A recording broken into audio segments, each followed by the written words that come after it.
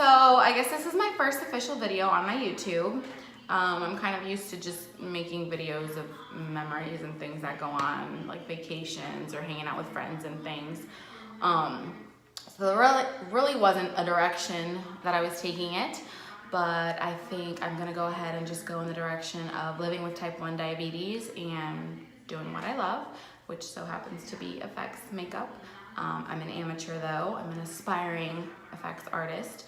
So this is kind of my journey along the way, and what it's like living with type 1 diabetes and trying to do my thing.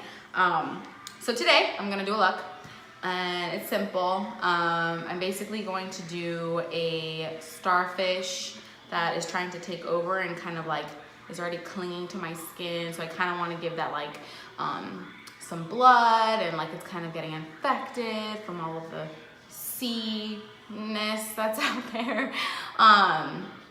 But obviously I'm gonna show. So this is my sensor. I'm on the Dexcom, and 221, I don't even know if it's showing. Oh, it disappeared. There it is. Oh, 216, so maybe it's coming down. Isn't the greatest blood sugar to start off with. I was actually running really high last night, so my vision is not at its best. I actually woke up with my right eye super blurry, so I didn't think I was gonna be able to do this, but I really wanna make makeup or create something while I'm out here in Orlando. I'm living in Louisiana, so I don't really have access to too much yet because I'm still getting familiarized with everything, and all of my makeup is here. So let's get started. I stopped the camera. I lied. I'm not going to start yet. There is another tip that's actually extremely important. I initially wanted to glue the starfish over my eye, like he was taking over that side of my face.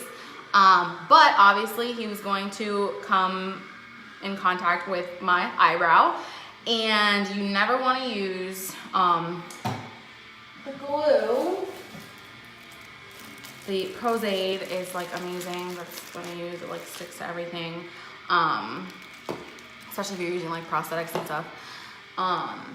You don't want to use that just on your brow because you will be ripping hair off. So it's good to have a glue stick and go over your eyebrows with that before you put down the glue and put down whatever the item is.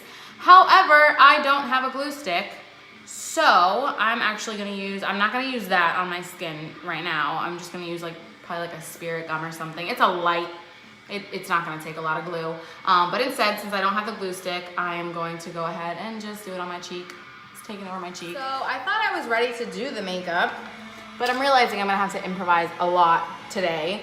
I just realized I don't have any popsicle sticks, and the intent with the popsicle stick is to basically get a little bit of each color kind of like onto your own little like artist palette, so that you're not touching this and then touching your skin and going back in. I mean, I'm the only one who uses it, but if you're working on somebody else or you plan on, you know, mixing back and forth, that's kind of like cross-contamination.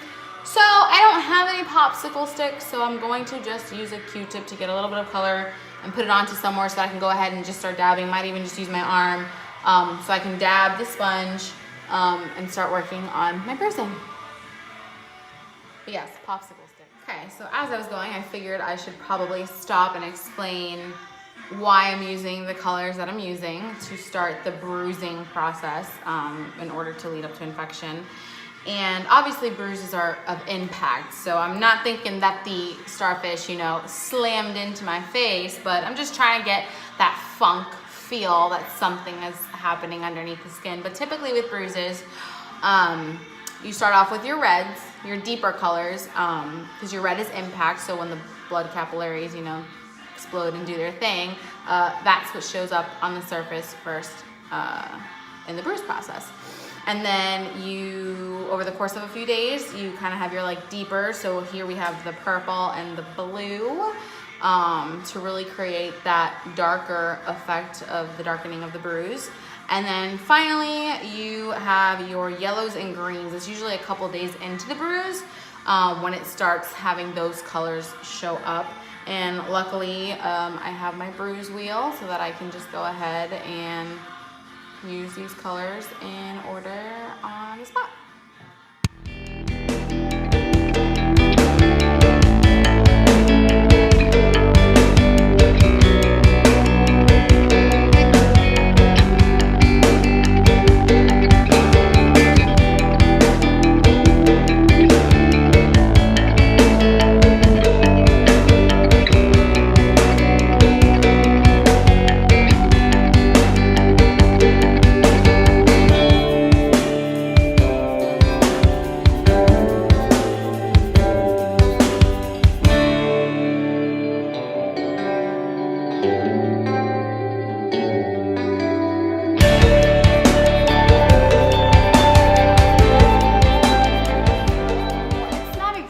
exactly the color tones that I was hoping for, but you know, it happens. Good thing the starfish is going on top and there's gonna be blood involved. But I'm gonna go ahead and go over with some blue to try to create a veiny effect. And I actually don't have my brushes. I'm really improvising today, but I'm gonna try to find the skinniest brush I have possible so that I can go ahead and go over that. You usually want like a fine, barely there tip, so that you can go ahead and just kind of do your like veins.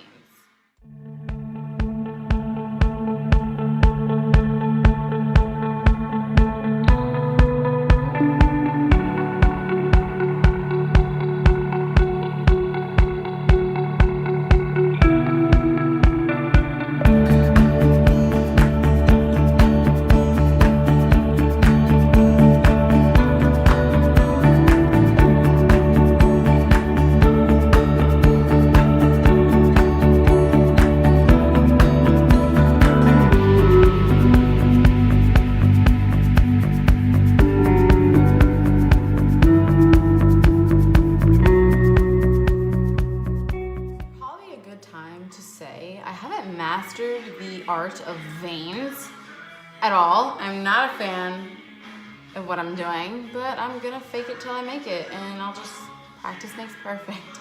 So yeah, I'm just feel like I'm going off of the veins that I see like protruding on like the Vampire Diaries or the originals.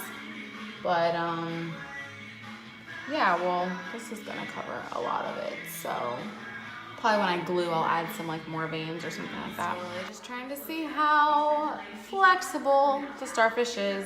Why am I singing that? Anyways, and I snapped him. But you know, that's okay. It's nothing a little glue can't fix, right? Effects makeup. Just make things happen. Try to do that now. So, I'm gonna use the strong stuff, I guess.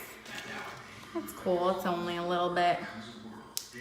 Man, did I seal everything shut? No, there we go. I don't know why I just smelled that. I guess to see if it's like still good or something.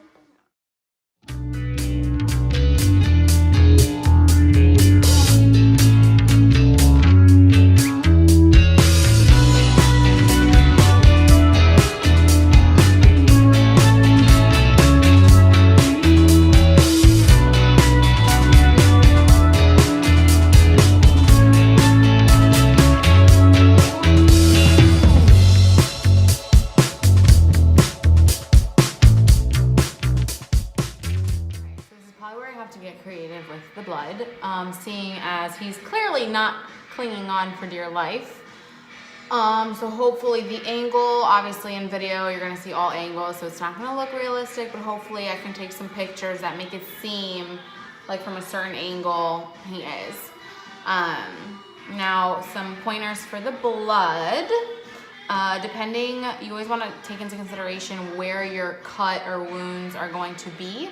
The closer to the heart, the darker the blood. So clearly it's, you know, a little further away, and it's not gonna be a super deep wound. So instead of using, they're both gels, but as you can see, this one is a deeper red, thicker, almost black. And then this one, you can see it's also a gel, but you can see that, you know, you can see the red, the coloring of the red, so it's gonna be lighter as it sits. And then for this one, you can use it, it's a flow one. Those are the gels, so they kind of sit, and kind of you can manipulate it where you want it to go. But this one is basically if you want like drip effect, which I probably am gonna do some drips on from each side of the leg, kind of like when he first latched on, in the hopes that it does come out. And if it doesn't, that's okay too. It happens, you're creating a makeup. I mean, I don't feel like there's any right or wrong way to do things. I mean, when you're practicing and learning, you have to fail in order to get better. So, unless you're just awesome and you just get everything on the first try, that is not me. So, I will keep practicing and hopefully this turns out. So let's see.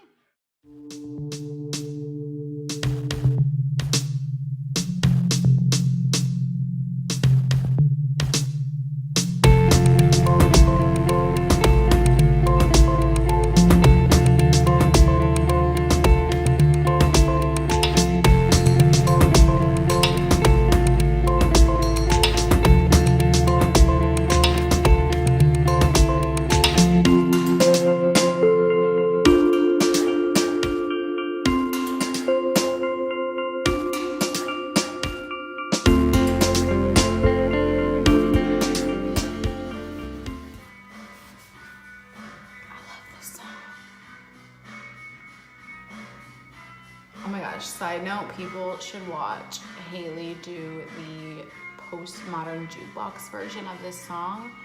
It is brilliant.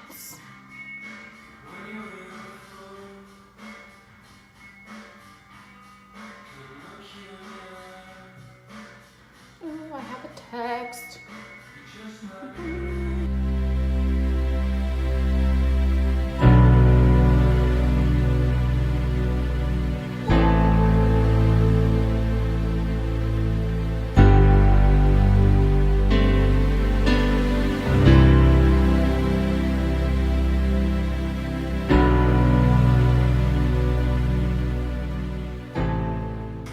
And so that's where I'll actually stop. So as you can see, it wasn't what I originally wanted to create, but I think that's the beauty of makeup. You kind of figure things out as you go along. And again, I'm an amateur. I'm self-taught. I'm trying to figure things out as I go.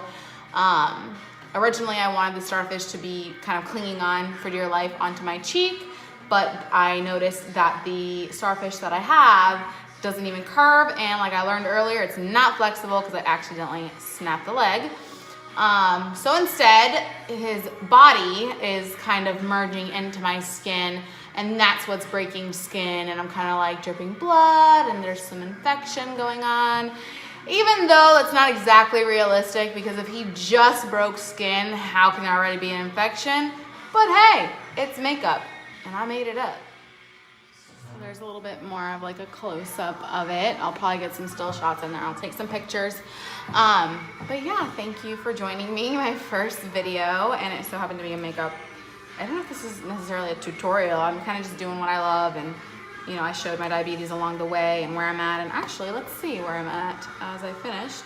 Okay, so it's gradually dropping. 166, started at 200.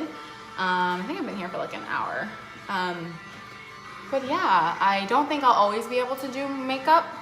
I'm currently transitioning from Orlando to Louisiana, so I have a lot of stuff here that I have to get over there. But as soon as I'm over there, I'd love to take the time to, you know, practice and learn and kind of evolve and develop as I go. And of course, I'm open to pointers and advice for anyone that has experience in makeup that stumbles upon this, or if you're just a type 1 diabetic watching, I hope you enjoyed, and I'd love to share with you guys some more of what I love to do in life with type 1 diabetes.